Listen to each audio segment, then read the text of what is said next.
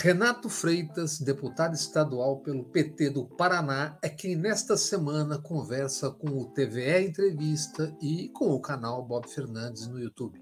Quando vereador em Curitiba, Renato Freitas foi cassado, mas recuperou seu mandato no Supremo Tribunal Federal. Empossado como deputado há 6 meses, Renato já tem 4 processos de cassação contra si. Ele diz não ter dúvidas sobre o motivo real, por ele ser um negro numa cidade de ampla colonização europeia. Desde jovem, ele já enfrentou 16 ocorrências policiais, quase todas por alegada desobediência ou desacato à polícia. Na verdade, por ser negro, acredita Renato, que diz ter como primeira missão o testemunho. Testemunho do que ele, hoje parlamentar e advogado, viveu ao longo de grande parte dos seus 39 anos. Testemunho de quem, vivendo na capital do Paraná, teve pai e irmão assassinados. Renato de Almeida Freitas Júnior, deputado estadual pelo PT no Paraná. Prazer ter você aqui para essa conversa. Satisfação, prazer é todo meu. Renato, de onde vem a sua consciência, que não é apenas em relação a esse tema, mas tão presente em relação ao tema do racismo? Olha, Bob, vem de uma forma muito violenta. Eu penso, às vezes, né, como eu construí a minha identidade de ser humano negro num país racista como esse. E a minha família, ela é muito miscigenada. Meu pai eu não tive muito contato, então eu também não conhecia avô, não conhecia avó. E ele próprio ter poucas lembranças dele, só em dias de visita, né? Ele esteve privado de liberdade, então não conheci. Mas a minha mãe é negra, a minha avó é negra, mas também miscigenadas, né? Pardas, não é uma família, não tem uma referência retinta, de negros retintos. E na minha própria família, eu nasci de pele mais escura, de cabelo crespo, mas já eu tenho uma irmã que nasceu com a pele mais clara, cabelo liso. Meu irmão já era também um pouco de cada, meu irmão também era filho de um outro pai.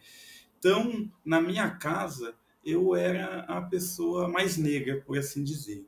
E eu tive um padrasto que, ainda criança, que não gostava muito das características negroides minhas e tampouco também a da minha mãe. E ele me obrigava sempre a cortar o cabelo na máquina zero. Então eu nunca conheci muito bem o meu cabelo. Né? Isso eu estou falando do início da década de 90. Você Final da nasceu em que ano? Você tem 39 anos, é isso? eu sou de 83. Tá. Você De nasceu onde? 89 faço em 40 em dezembro. Aham. Sou de 83. E é, os amigos dele, a época do rock e tal, então era Piraquara, região metropolitana, fundão da periferia de Curitiba, uma vila, Vila Macedo, que foi construída principalmente a partir das visitas, porque é do lado do complexo penitenciário do Paraná. Então, uma vila muito carente. E as pessoas tinham uma certa ignorância, muitas pessoas, que quando traduzidas a partir da linguagem do racismo, era um racismo mais direto, mais violento, e que se transmitia a partir de piadas e tal. Então, não eram raras as vezes em que os amigos, e sobretudo essa cultura do rock, né? Do metal, do AC/DC, Janis Joplin, Iron Maiden, sabe? Black Sabbath. Eu não conheço, mas ouvia e percebia no ao redor. Porque era embora pobre, era predominantemente branca. Né, a periferia, como são as periferias de Curitiba de modo geral, predominantemente, com raríssimas exceções, predominantemente brancas. E nesse início da década de 90, essa cultura do rock and roll é muito forte. Então tinha um padrão de beleza, um padrão estético e também um padrão ético. E não raras as vezes que os amigos desse meu padrasto me chamavam de negro como forma de me diminuir, né? Seu negro, seu negro, se fazer alguma coisa, seu negro, sabe? E isso foi me marcando desde cedo. Só que quando dá ali o ano de 92, 93, eu já tenho meus 10 anos, 93, né, 9 para 10 anos, eu tenho contato com o que revolucionou minha vida, que foi o grupo Racionais MCs. Tive contato com Racionais, na mesma fita, tinha Racionais, tinha Câmbio Negro, que tinha uma música também marcante, Subraça, o nome da música, uma música que pega uma entrevista que depois, anos, décadas depois, veio à tona, uma entrevista de uma moça na zona sul do Rio de Janeiro, que fala, essa gente vem pra praia, eles fazem isso, fazem Me aquilo, lembro, e a gente é subraça. me lembro A disso. gente descobriu isso recentemente, entre aspas, essa fala foi resgatada. E, inclusive a moça pediu desculpas, disse que se transformou, que não é mais aquela pessoa.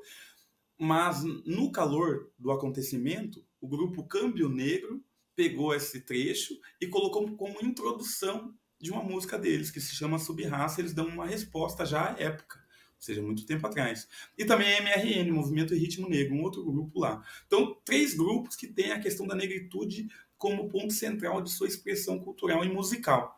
E entre esses grupos, os Racionais dizia Mano Brown, Preto até os ossos e tal, e essa exaltação da identidade negra, da cultura negra, da estética negra, né, da história negra, isso me fortaleceu e fez aquela indisposição que eu tinha com aquelas pessoas, aquelas feridas abertas por essas injúrias raciais, eu consegui ressignificar.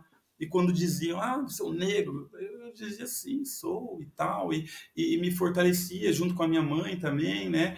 Então me fortaleci muito a partir do rap nacional, e essa minha primeira identidade negra de combate foi construída a partir do rap nacional, e de lá para cá nunca, graças a Deus, larguei.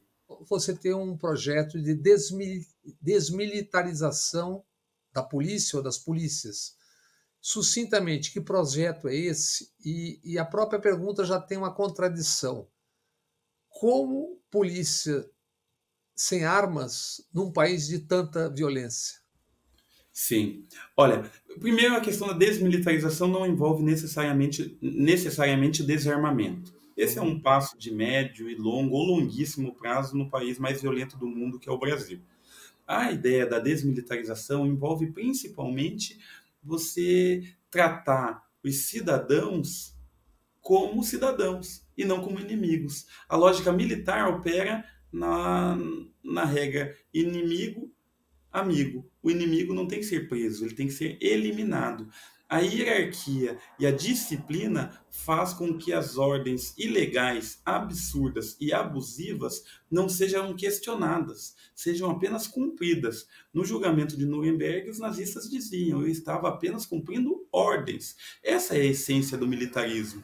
Você sempre poder ter essa escusa, que estava cumprindo ordens. Enquanto na polícia civil, por exemplo, você não tem essa hierarquia rígida, você obviamente tem uma disciplina, mas não é a disciplina militar. Você não é subordinado aos militares, ao É, exército, as como em último PMs caso são, constitucionalmente, as PMs são a força auxiliar do Exército. do exército, exato. E, portanto, atuam em relação aos grupos vulneráveis da sociedade, territorialmente periferias, racialmente negros, socialmente, economicamente, os mais pobres, e de gênero, os homens, atuam em relação a esses grupos como se eles tivessem que ser controlados, punidos e eliminados.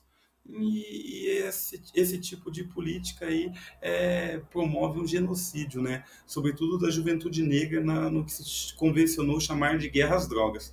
Então a desmilitarização está na sociedade como um todo, mas nas polícias a partir do momento. E a desmilitarização da polícia é uma reivindicação da própria polícia, os praças. Por quê? Você entra como praça, você nunca vai virar um oficial.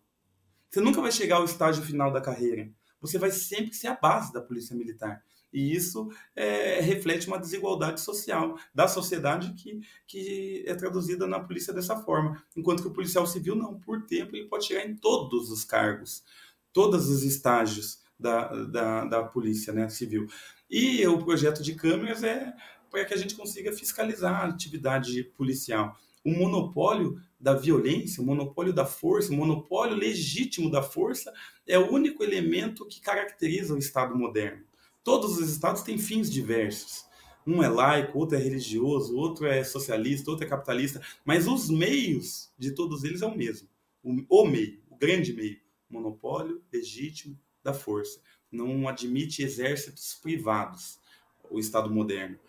Como esse é o elemento essencial da formação do Estado moderno, o monopólio legítimo da força, os cidadãos, aqueles que têm o poder, todo o poder emana do povo, que o exerce diretamente ou por meio de seus representantes, então o poder, que é do povo, tem que controlar e fiscalizar esse monopólio da violência, esse direito maior sobre a vida das outras pessoas. E por isso nós apresentamos um projeto para que haja câmeras corporais em toda a ocorrência das polícias, polícia militar, polícia penal, guardas municipais, para que eles usem, para que tenha GPS nas viaturas, para que depois se consiga comprovar os trajetos percorridos e que os policiais façam um exame permanente, mas aleatório, de exame toxicológico. Trabalho em condição estressante, embrutecedora e com contato cotidiano com a droga. Isso facilita muito a dependência química. No ano de 2019, a Polícia Militar do Paraná mais se matou do que foi assassinada em serviço. Então a instituição policial acabou e matou mais policiais do que os próprios bandidos. Renato, você narrando tudo isso, sua caminhada, os confrontos, não lhe vem à cabeça Marielle Franco? Vem, irmão, vem a Marielle, vem o Malcolm X, vem o Martin Luther King, vem o irmãozinho invisível da esquina, vem o meu irmão, vem os meus amigos. Seu pai também foi assassinado? Meu Não. pai também foi assassinado com 30 e poucos anos. Hoje eu sou mais velho que meu pai, que meu irmão mais velho. Vem diversas mortes. Mas o que é estar vivo? Essa que é a questão. Estar vivo é cumprir tempo no Cronos, no relógio? 100 anos é viver muito? Pelo pouco que eu aprendi da vida, 100 anos não é nem viver muito e nem viver pouco, porque a vida não se mede num relógio. E eu acredito que eu estou vivendo bastante. Vamos a uma rápida pausa no TVE Entrevista, hoje conversando com Renato Freitas, deputado estadual do PT no Paraná. TVE Entrevista de volta, hoje conversa com o deputado Renato Freitas, ameaçado por processos de cassação no Paraná. Há semanas, o Vinícius Júnior, atacante brasileiro do Real Madrid, obrigou a Espanha a debater e refletir sobre o racismo que evidentemente existe na Espanha, fruto da sua história, inclusive, colonizou a América Latina, teve também escravização de africanos, né? Em que estágio você vê o Brasil hoje? Olha, eu vejo o Brasil ainda num estágio muito atrasado em relação às políticas necessárias de reparação histórica. O que se faz para ser perdoado, por exemplo? O que eu imagino. Você tem que, primeiro, admitir o erro e depois agir diferentemente daquilo, de modo a reparar aquele erro, se for possível a reparação. Acredito até que foi justamente por isso que Dimas foi salvo, porque ele era um ladrão que não tinha condições de reparação daquilo que ele eventualmente tenha subtraído, diferente dos grandes ladrões, né? Mas enfim, eu acho que o Brasil ainda está no estágio de reconhecimento do crime cometido. E esse estágio está colocado no debate público por conta da força do movimento negro em diáspora, sobretudo do centro, dos Estados Unidos, né, de alguns locais da própria Europa, como França, e alguns lugares que a população negra conseguiu poder a ponto de pautar o debate, produzir obras cinematográficas, incidir na indústria cultural e, é claro, né, o movimento negro brasileiro, né, que é muito sofrido, mas ao mesmo tempo muito aguerrido. E né, respondendo, no resumo, o estágio inicial.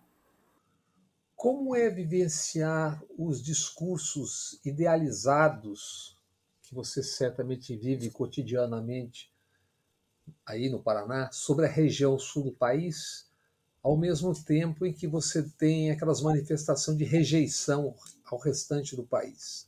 Isso é só uma impressão vendida pela mídia ou isso está no cotidiano?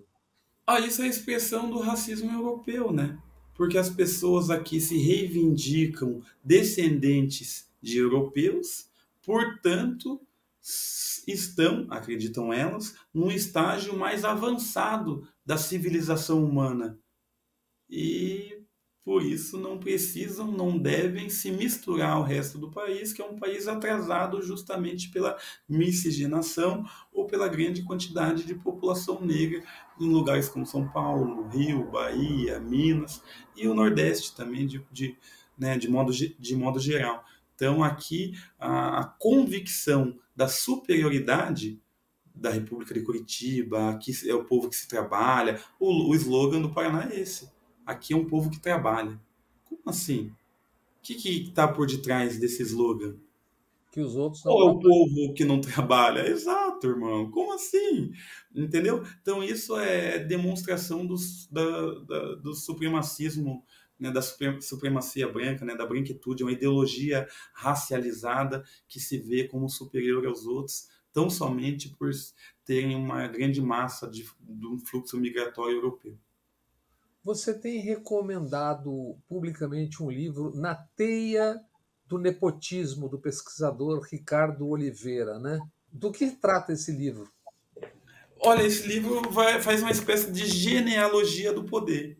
Se as pessoas aqui do Paraná ou de Curitiba, por exemplo, soubessem que o atual prefeito, Rafael Valdomiro Greca de Macedo, é alguém que descende, a família Macedo, nome de praças e ruas aqui, que é a família da vila que eu morei, inclusive, Vila Macedo, que é uma fazenda, que provavelmente era deles, que se as pessoas soubessem que ele descende da nobreza portuguesa do século XII, que ele, um terço que o primeiro prefeito da história de Curitiba era Borges de Macedo, ainda durante o período em que o Paraná era uma província.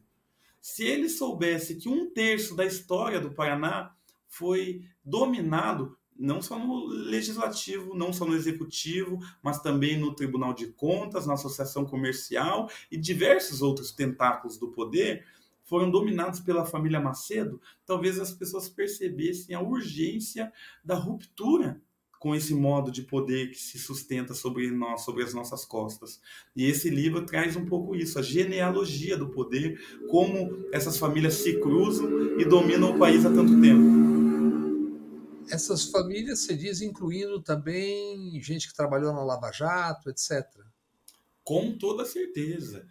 Sérgio Moro,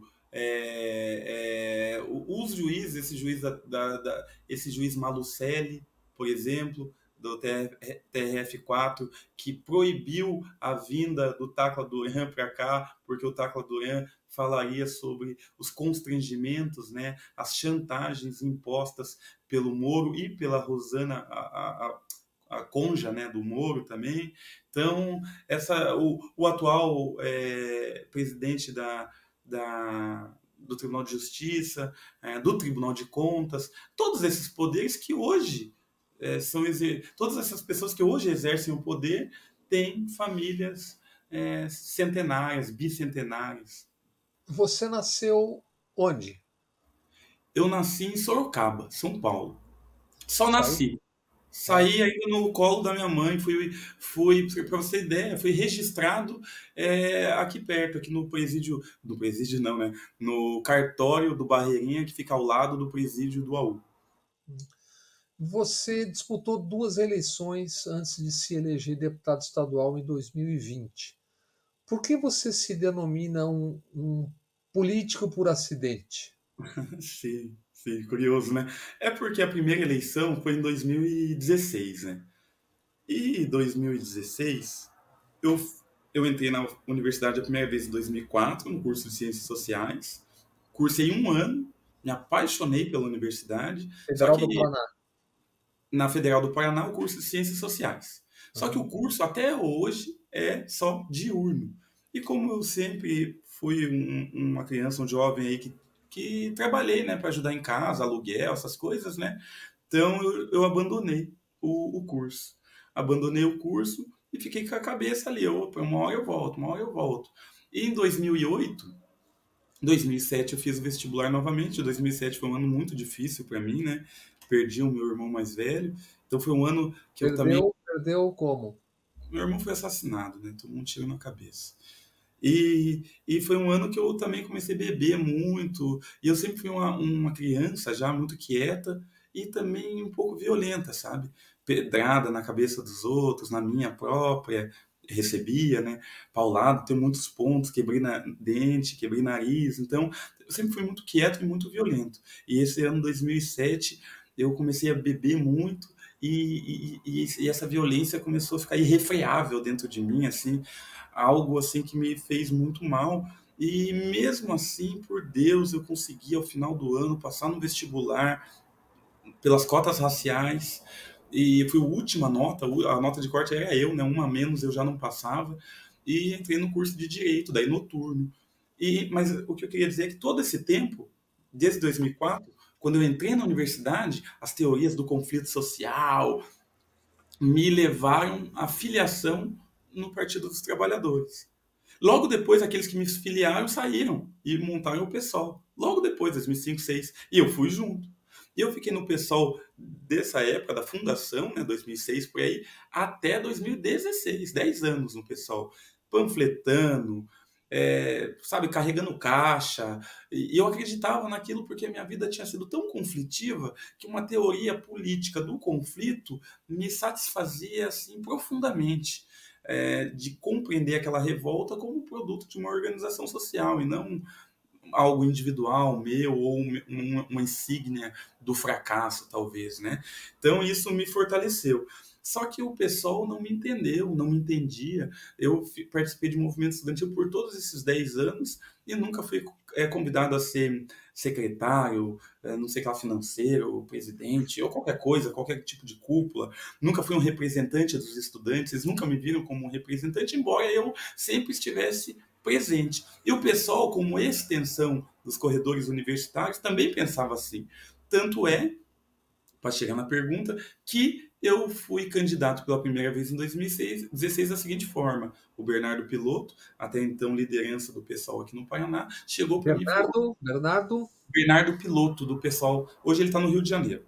O tá. Bernardo chegou e falou para mim assim: Renato, é o seguinte, e o bicho é inteligente, e bom de cálculo, bom de política. Ele chegou e falou bem assim: Renato, é o seguinte, nós vai eleger um esse ano, mano. Não desse jeito, né? Isso é como eu falo, mas ele falou do jeito dele. Nós vai eleger um esse ano. E vai ser o seguinte: eu vou ser eleito, se tudo der certo. O Thiago Bagatin, a Xenia Mello e mais não sei quem que eu esqueci agora, vão fazer entre 1.000 e 1.500 votos. Eu vou fazer entre 2.000 e 2.500 votos. Talvez até 3, mas entre 2 e 2.500. Outras pessoas ali vão fazer até 800 votos, vai ser umas 10 pessoas do quadro do partido. E a gente vai ter umas 30 pessoas que vai fazer até 500, 300, 500 votos. E nós acreditamos que você tem esse potencial de fazer esses votos aí para conseguir juntar tudo e cumprir o coeficiente para eleger uma pessoa. Eu já fazia campanha de graça mesmo, sempre fiz. Falei, não, demorou, que depender de nós, estamos juntos, vamos para cima. E aceitei o desafio. A primeira frustração que eu tive, Bob, falei isso em poucos lugares, mas falo isso aqui porque é muito verdade. A primeira frustração que eu tinha é que um camarada nosso do PSOL, Wagner Tuchek, meu camarada, tá ligado? Um mano ponta firme. O primeiro sarau periférico que fizemos foi no Museu da Periferia, organizado por ele, lá no Sítio Cercado. A mãe dele era dona de uma panificadora lá e tal, e ele era estudante, e ele tinha tido já, ele era novo, 20 e poucos anos, ele já tinha tido câncer uma vez, já tinha vencido, daí o barato veio de novo, daí nos linfomas, umas bolas, uns... Foda, mano, ele sofreu, tá ligado? E morreu, infelizmente, né, mano? E eu fiz campanha pra ele quando ele foi vereador em outra eleição. E daí eu cheguei no partido e falei, ô, mano, queria muito... Ele não tinha tido grandes votos e tal, né? Mas eu queria o número dele em memória dele, apenas. E daí o César, eu tô dando nome aos bois, né? Mas né? Verdade seja dita, né? E o César veio lá e falou: não, Renato, que eu era amigo dele, que não sei o que eu vou pegar esse número. Eu falei: não, mano, jamais vou discutir pelo número do mano. E se realmente você é mais próximo dele, tamo junto. E daí acontece que quando chega lá a convenção para se candidatar, o mano não se candidata. E o número ficou vetado. E eu tive que escolher outro. Nossa, já não gostei. Falei: ô louco, mano. Mas firmeza, tá legal, isso deu de menos. De menos, mas eu não gostei, mas beleza. E daí me candidatei, deu 15 dias aproximadamente de campanha, na época era 45 dias. 15 dias, Bob, de campanha, e eles sequer me deram santinho, mano. Ou os caras não me deram nem santinho, mano. Os piá da vila, eu morri em muitos lugares de aluguel, tá ligado? Muitas metropolitanas, morri em mais de 20 casas. Do que eu tenho de passagem na polícia, entre aspas, eu também tenho de casa diferente que eu morri. E e os moleques falavam, ô, mano, e aí, você tá candidato, é verdade, anota meu número aí, deu papel e tal. Andava, fazia um xeroxzinho assim, mas não tava legal. Não tava legal. E eu perguntava, e aí, mano, vocês vão fazer um panfleto pra mim, um santinho, qualquer coisa pra eu poder pedir o voto? Não, que o fotógrafo não veio, não, que a fotógrafa vai ser contratada, não, que tá caro, não, que tá difícil, que tá difícil. Daí alguém me chegou e falou pra mim, falou, mano, a fita é a seguinte, os caras estão te usando aí de candidatura laranja aí pra cumprir aí um número de candidatos aí, pá, essas fitas, né, mano? Então fica esperto aí. Pô, daí fiquei triste. Daí um professor meu me ajudou lá e me deu um dinheiro pra eu me candidatar. Me deu, sei lá, na época, uns R$ 1.000, mil e poucos reais. Daí eu meti tudo em santinho, praguinha que fala, né? E opa, já comecei, daí eu me levantei. E aconteceu um fenômeno que foi o seguinte, o que para mim, o que antes era fraqueza, eu nunca gostei de ficar mudando de barraco em barraco, tipo cigano, tá ligado? E só quebrada cabulosa, morei no Jardim Cláudio, em Pinhais, morei no Graziele, em Tamandaré, morei lá na Vila Macedo, em Piraquara, morei em Colombo, ali no Vila Esperança, ali aquelas quebradinhas, só em quebrada cabulosa, tá ligado? E entre outros lugares, só barraco de madeira, a grande maioria. E eu não é que não gostava, não tinha o que fazer também, mas é que não era legal, então, tipo, não era legal, né, mano? E mudar de colégio no meio do ano, nunca tinha teu grupo, nunca tinha, puta, era foda. Reprovei um monte, abandonei na sexta série, tá ligado? E o que era fraqueza se tornou fortaleza. Porque em várias quebradas, vários mano me conhecia, várias minas me conhecia. E graças a Deus, né? Nós sempre foi pelo certo na caminhada, né? Então as pessoas começaram, o mano lá, o filho da dona Raimunda, lá tá, o Renato, pá, tá candidato. E começou um movimento que me fortaleceu, tá ligado? Me fortaleceu. Eu tive 3.500 votos. Fui o mais votado da história do pessoal no Paraná até hoje, né? De 2016 até hoje. O Bernardo estava quase certo, foi 0,96. Mais um pouquinho, cumpriu um, que daí daria o coeficiente, e eu entraria, não ele. Ele teve 2.000 votos, eu acho, e tal. Então, por isso que eu digo, foi acidente, né? Se o Bernardo não tivesse essa ideia, eu não teria nunca. Você falou da lei, tal, que você fez isso. O que você já teve com a lei? Já teve problema legal? De que espécie? Mano, eu tenho, igual eu te falei, eu acho que eu não atualizei. Eu tava, acredito que eu tava arrumando meus livros aqui, tá uma bagunça. Nossa, você vê aqui, eu tô arrumando meus livros. Eu tava arrumando meus livros e achei aqui o meu patuá, como fala na gíria, né? Falei, o patuá tá grande. Tem uns 16 passagens, tá ligado? Falei, ô louco, né, mano? Eu tava dando uma olhada. A primeira delas é data de 2004. Eu acho que era a primeira, uma das primeiras, eu acho que era a primeira. 2004 foi bem um ano que eu entrei em ciências sociais, tá ligado? Tava felizão, lembro até hoje. E, ó, tava felizão. Com o livro do Eric Hobsbawm na mochila, era das revoluções. E ele falava várias coisas que eu nunca tinha ouvido falar na minha vida, assim, né? E eu tô falando da França, da Inglaterra, e de como que era. E as pessoas, eu lembro até hoje dessa notícia, que na época as pessoas eram mais baixinhas, né? A gente vê nos filmes, cara grande, forte, mas nada a ver, né? Pelo menos tá no livro dele, que as pessoas eram mais franzinas, menores e tal. Várias coisas que eu não imaginava. E eu tava muito feliz em entrar na universidade, né, mano? Eu vim de uma linguagem que era violência. Onde eu vi, onde eu morei, era violência. E qualquer linguagem fora da violência, ela não tinha muito sentido. E na universidade, não. É sem violência. É a linguagem intelectual dos livros, dos argumentos. E isso daí foi resgatando um pouco uma coisa que eu tinha dentro de mim que eu não sabia, não conhecia. Então eu estava bem feliz no Terminal do Cabral, mochila nas costas, umas 6 da tarde. Terminal do Cabral é um terminal grande, que tem aqui, faz conexão para vários lugares. Feliz, mano. De repente eu já bati o olho na banquinha, assim, normalmente no final do terminal, assim, sempre tem banquinha, né? Olhei pra banquinha do lado de cá, da esquerda, assim, pá, e um polícia já com a mochila dele, assim, fardado, mas já com a mochila dele, no horário de pico, devia estar indo pra casa, né?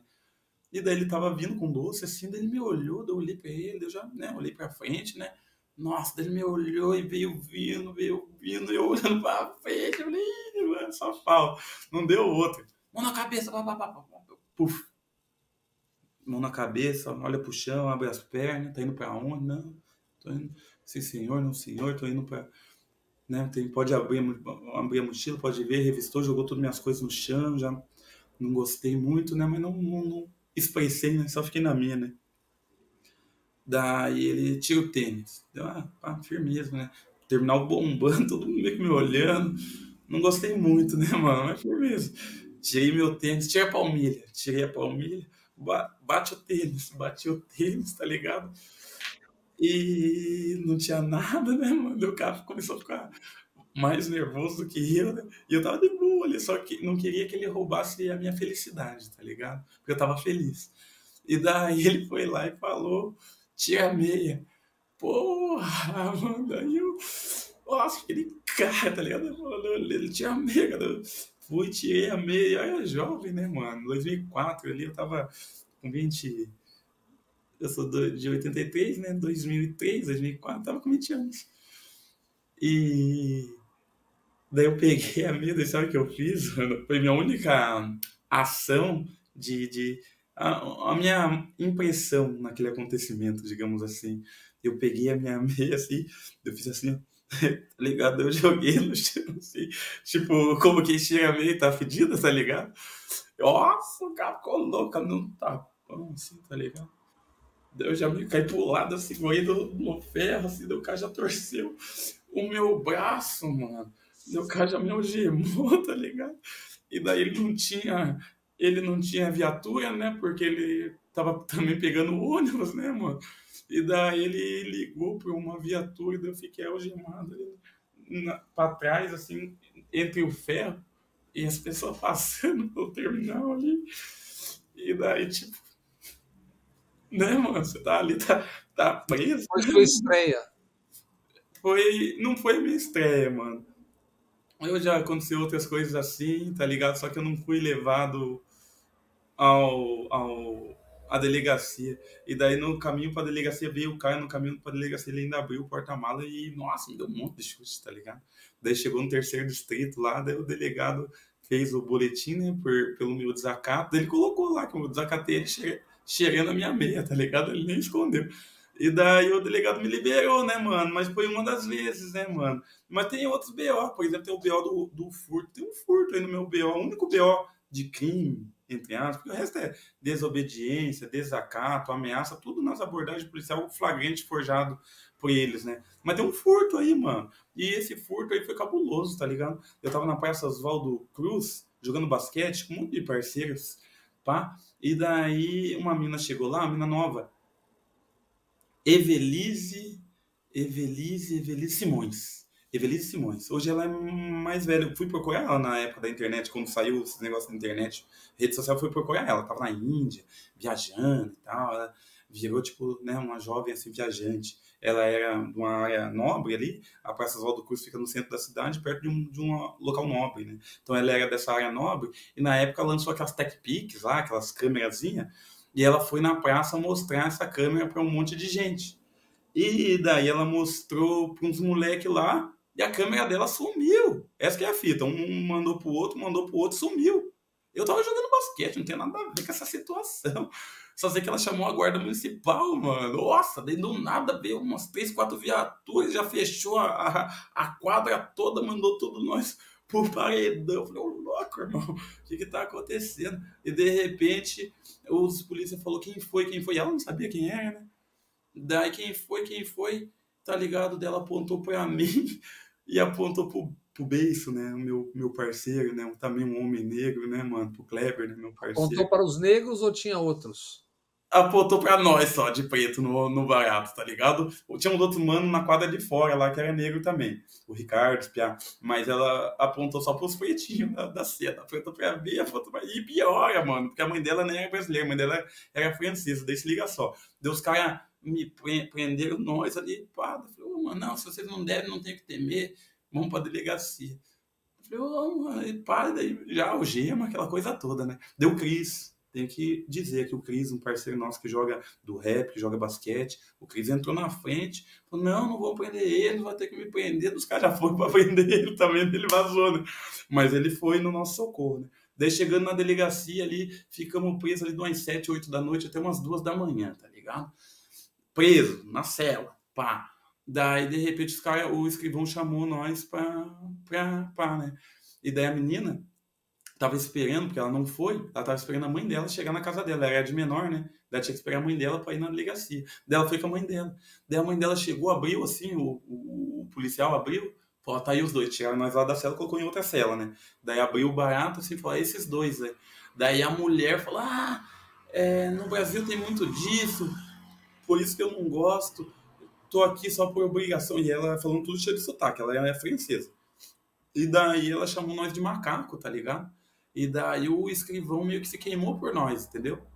Por nós não, mais pelo Brasil, né? Porque ele falou, que a senhora tá aqui, esse é o nosso país, a senhora deve mais respeito. Então acho que foi mais pelo país. Mas também ele não gostou, eu acho que ele não gostou muito dessa parte do macaco, eu não sei, né? Mas ele falou do Brasil ali. E daí a mulher já, que tal, e vazou. A mulher nem ficou ali pra, eu acho, formalizar os trâmites e Então, vazou. morreu E ali. daí, e daí o polícia meio que pegou o nosso depoimento ali e liberou nós. Só que ficou na ficha ali, se você for ver, tem um furto aí de Uhum. Tá. 2006, sei lá. Entre outros BO, né, mano? Vamos a uma rápida pausa no TVE Entrevista, hoje conversando com Renato Freitas, deputado estadual do PT no Paraná. Voltamos com Renato Freitas, que, cassado quando vereador em Curitiba, recuperou seu mandato no Supremo Tribunal Federal. Por que a sua presença no Legislativo, primeiro na Câmara de Vereadores e agora como deputado estadual na Assembleia, incomoda tanto os parlamentares paranaenses? Mano, eu tenho uma teoria que é a seguinte. Eu tenho uma filosofia de vida, na verdade, que é a seguinte. É uma filosofia do testemunho. Porque eu acredito que as pessoas que sobreviveram têm a obrigação ética de falar em nome dos que não sobreviveram. Eu sou uma testemunha de vidas desperdiçadas, de assassinatos, de pessoas enterradas vivas no sistema carcerário, vítimas de injustiça. Eu sou uma testemunha de fatos violentos, não uma testemunha como terceiro. Eu sou uma testemunha como quem também viveu, assim como o crente que sobe, tá ligado lá e dá o seu testemunho. Eu tenho essa filosofia para mim do testemunho. E como testemunho que eu dou, no testemunho que eu dou, e como testemunha que eu sou, quando eu olho para o sistema, por exemplo, para um policial, eu não olho para ele servir e proteger. Eu não olho para ele como quem ouve apenas o que ele declara ser. Eu olho para ele e vejo quem ele é. Eu sou testemunha dos crimes que ele cometeu e ainda comete. E por isso, para eles, eu devo ser eliminado. Eu devo ser calado. Porque eu sou um espelho daquilo que eles não querem ver, daquilo que eles negam e daquilo que eles não querem que ninguém saiba. Você foi cassado como vereador num episódio na Igreja dos Pretos, se eu não me engano. Depois você reconquistou seu mandato na Justiça, né? E agora, deputado estadual, você novamente está enfrentando problemas e pedidos de cassação, coisas do gênero. Por quê? Olha que coincidência louca, né? Coincidência louca. Meu primeiro pedido de cassação foi na Câmara dos Vereadores já no início, no primeiro trimestre, talvez até no primeiro bimestre, mas eu arrisco que no primeiro trimestre Por do que meu motivo? mandato. Então, o fundamento da representação que foi né, protocolado contra mim, pedindo minha cassação, eram dois. Um era depois de eu ter sido eleito e antes de eu ter sido empossado, que foi 20 de novembro de 2020, o assassinato de Beto Freitas lá no Carrefour de Porto Porto Alegre. Alegre, no Rio Grande do Sul, e nós, e eu um deles, sempre estive no movimento negro e sempre tive manifestações e movimentos sociais populares. Estivemos e eu ajudei a organizar uma manifestação no Carrefour Parolim. O Carrefour Parolim é o Carrefour mais antigo de Curitiba, fica no centro da cidade. Uhum. E nós organizamos uma grande manifestação lá no Carrefour e eu escrevi uma lata de spray na mureta do estacionamento do Carrefour. A injustiça praticada em qualquer lugar do mundo é uma ameaça à justiça em todos os lugares do mundo. MLK, Martin Luther King. A frase é do Martin Luther King. A ideia, a mensagem que eu gostaria de passar é a seguinte: vocês mataram lá, mas também nos mataram aqui. Nos atingiram aqui. Porque as coisas estão conectadas. Essa era a mensagem. O setor de inteligência da Polícia Militar, que me segue há muito tempo já, também estava lá. E me monitorando. Portanto, gravou, filmou, tirou foto de mim com a lata de spray e já no outro dia, nos jornais, foi, sabe, uníssono, né? Orquestrado até. Todas as mídias, vereador vândalo, vereador criminoso, o maior jornal daqui, a Gazeta do Povo, vereador ainda não foi empossado, mas já iniciou o cometimento de crimes. Então, foi um ataque muito violento, sabe? Primeiro ponto. Segundo ponto foi que logo que eu fui empossado, eu já entrei num debate, um debate muito acalorado sobre, para mim, os charlatões representantes religiosos, maus pastores dentro da Câmara dos Vereadores, trouxeram um médico, Adler Dourado, um médico mentiroso, que disse que na GT Foods, acho que é GT Foods, alguma coisa, ele cuidava de mais de 5.000 funcionários e que prescreveu ivermectina para todos e não teve nenhum caso de agravamento do Covid. Ninguém precisou ser entubado, internado e muito menos ninguém morreu. Rapidamente eu descobri, né, numa pesquisa, que era mentira dele. E também já sabia que a ivermectina não era medicação suficiente para o coronavírus. Eu falei que os pastores eram charlatões, porque ministravam medicamentos sem eficácia, sabidamente sem eficácia, e picaretas, porque ao invés de se preocuparem com o seu rebanho, sacrificavam o seu rebanho em nome do poder, né, do bolsonarismo. Ponto. Esse debate, junto com a pichação, fundamentou o primeiro pedido de cassação, quebra de decoro. O meu passado, que era a pichação e etc, etc, mais a questão de eu ter dito que eles eram charlatões. Fui absolvido porque a própria Anvisa deu lá uma portaria, alguma coisa, algum documento administrativo que dizia que realmente a ivermectina não tinha efeito nenhum e a questão da pichação era antes de eu ser empossado, fui absolvido. Mas isso foi uma luta pela vida do Beto Freitas e pela vida das pessoas que estavam morrendo de Covid, sobretudo por ignorância, por não tomar vacina, por não saber, por essa confusão que virou, né, o debate público. O segundo pedido de cassação também foi por uma luta pela vida. Eu fui, junto com um monte de gente do movimento negro, na frente da igreja Nossa Senhora do Rosário dos Pretos, construída por mãos negras no início do século XVIII, portanto, durante o período de escravização, porque a população negra não poderia frequentar as outras igrejas e teve que construir a sua própria, em cima de um cemitério de pessoas negras também.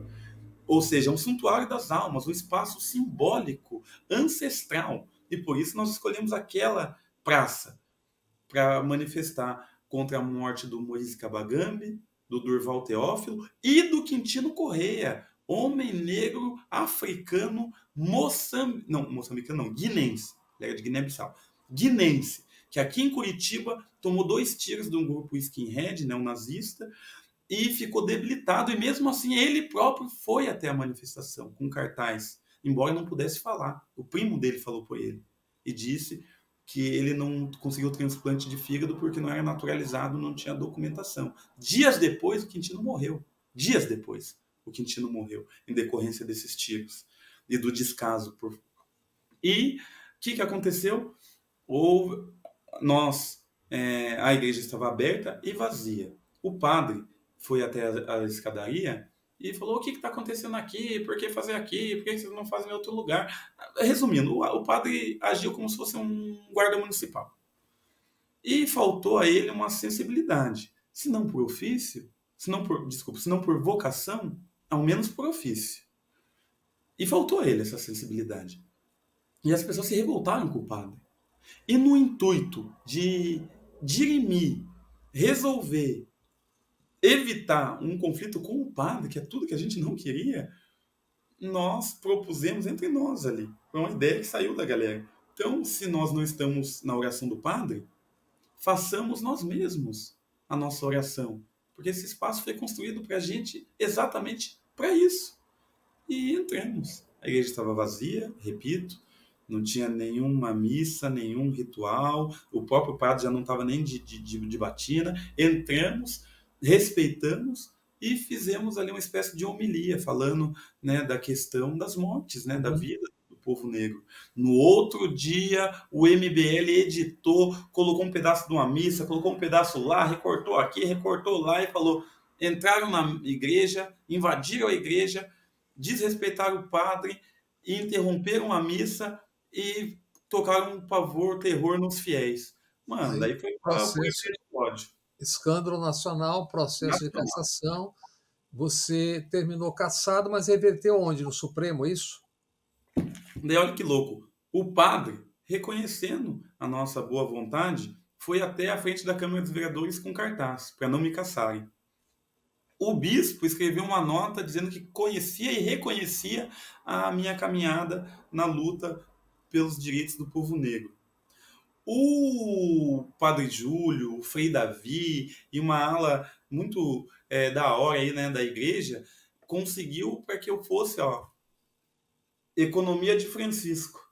Eu fui para a Itália, na cidade de Assis, na Itália, para ter um encontro, né, com o Papa, ver o Papa, né, naquele encontro que era a Economia de Francisco, entregar para ele uma carta sobre a perseguição e violência contra o povo negro, sobretudo contra os parlamentares, e o meu caso em especial.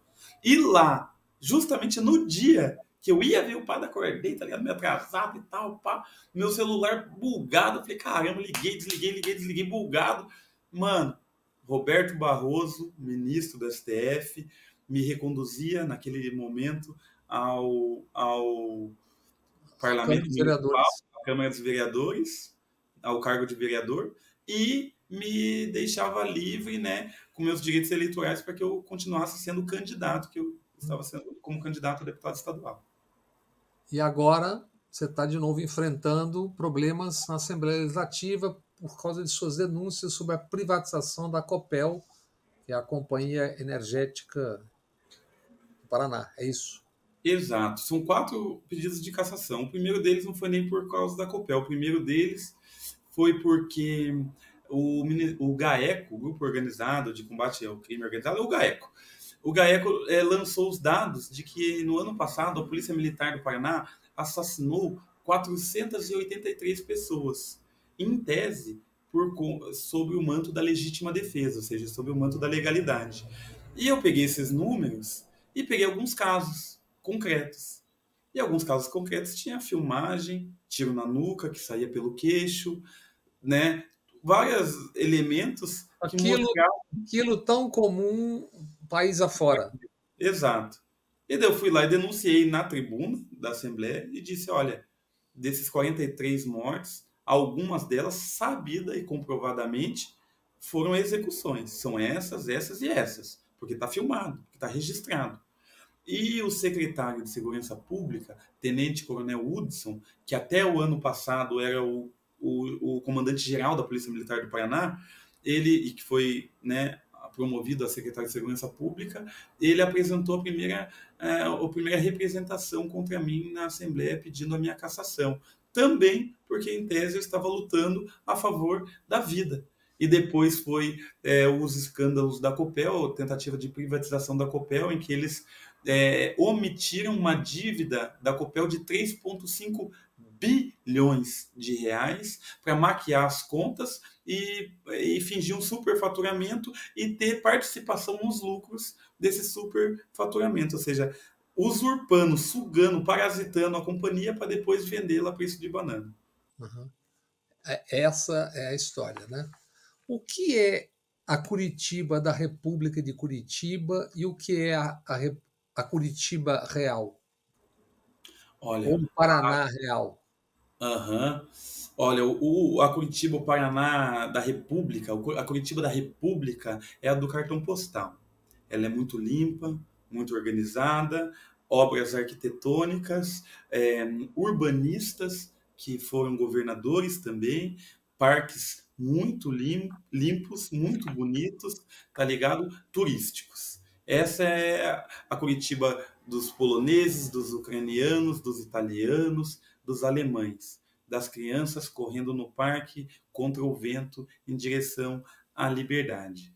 A Curitiba real, o Paraná real, é aquele, e dou aqui um outro testemunho da dona. Ai, já lembro o nome dela. Já lembro o nome dela. Ela não pode me fugir da memória, mas a história dela foi. Ai, como é o nome dela? Tá, já lembro. A história dela ali no Concórdia 2, no SIC, num bairro de trabalhadores de Curitiba. A Vila Concórdia 2 é uma ocupação. E como ocupação, eles não têm o direito de ter coleta de lixo. O prefeito Rafael Greca disse que não asfalta, não faz saneamento básico e nem presta serviços fundamentais em áreas de ocupação. Ele disse que essas áreas não deveriam existir. E por não deverem existir, não merecem serviços públicos. E essa tiazinha atravessava, não só ela, uma boa parte daquela comunidade atravessava a BR, uma rodovia aqui, para jogar os seus lixos do outro lado, na outra vila, onde tinha na rua um ponto de coleta. Acontece que ela, com seus 60 e poucos anos, foi atropelada e morreu. Essa é a Curitiba que não nos mostram das crianças, dos dois filhos de uma outra mulher que a gente foi ali no Pilarzinho, que ela perdeu dois filhos, um de 6 anos, uma menina de 6 anos e um menino de 8. A menina de 6 pegou leptospirose porque houve novamente uma enchente que entrou água na casa dela e a menina pegou leptospirose e morreu. O filho dela, de 8 anos de idade, morreu porque foi atropelado por um ônibus, estava andando de bicicleta na rua, a vila não tem asfalto, a vila não tem sinalização, não tem lombada, não tem absolutamente nada. Um moleque foi assassinado. A Curitiba Real desperdiça as vidas, condena as pessoas a uma pena perpétua de pobreza, de exclusão, fazendo com que a vida dela seja cada vez mais abreviada, de fome, por violência ou por banzo, né? Por tristeza profunda. E essa Curitiba não está no cartão postal. Seu pai, como você mesmo conta, foi preso durante um tempo, que eu não sei qual foi o tempo. O Brasil é o segundo ou terceiro país do mundo com mais presos no momento. 40% deles, inclusive, sem ter julgamento, sem ter culpa formada. O que você pensa disso? Olha, é uma espécie de senzala moderna. O Brasil hoje é a terceira maior população carcerária do mundo.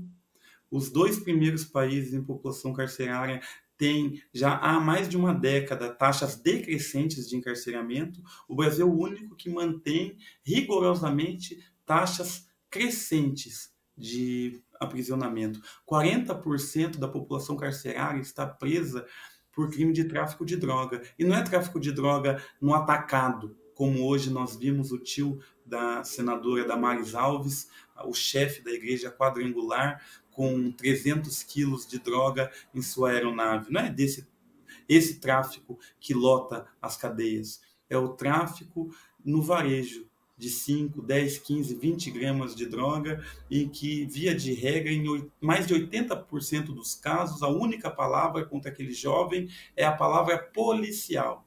Se confere presunção de veracidade à palavra do policial contra esses jovens pobres exclusivamente, negros especialmente, e sempre das periferias da cidade.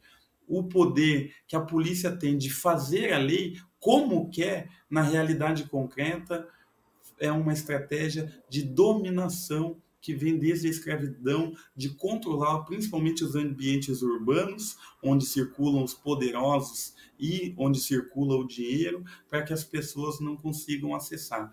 Renato, muito obrigado por essa conversa aqui na TVE, que é a TV Pública da Bahia, e também no canal Bob Fernandes no YouTube. Eu que agradeço. Tamo junto.